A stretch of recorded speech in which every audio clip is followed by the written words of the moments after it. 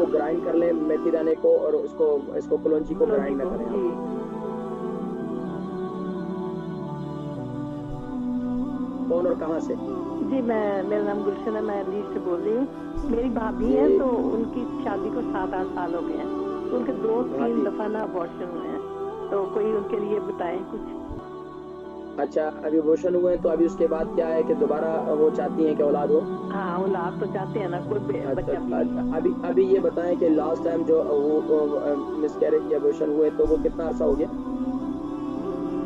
میرا خیال ہے کوئی 2-3 سال ہو گئے ہیں۔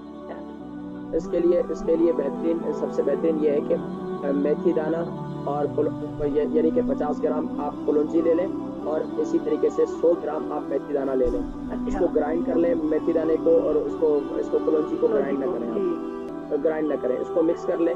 رات کو سوتے وقت 1 چمچ جو ہے آپ ان کو یعنی ہلدی والے پانی کے ساتھ، ہلدی والا پانی میں نے آپ کو بتایا کئی دفعہ، اس کے پانی کے ساتھ اسے استعمال کریں تو انشاءاللہ العزیز یہ بچی خاص طور پر ہماری بہن جو انشاءاللہ اندرونی طور پر مزید صفائی ہوگی، اور اس کے بعد انشاءاللہ العزیز رحم اس قابل ہو جائے گا کہ وہ کنزیوم کریں۔ ڈاکٹر ہے، لیکن یہ ہے کہ بس یہ تو اللہ تعالیٰ کے نظام ہے نا، تو شاید نہیں انشاءاللہ دیکھیں، میں مزے کی بات بتاؤں کہ یہاں پہ جی پی ڈاکٹر میرے پاس آتے ہیں تو وہ بھی مختلف بیماری، کوئی مسئلہ نہیں، کیونکہ طب نبوی یہ جدید، سبحان اللہ، یہ قدیم طریقہ علاج ہے۔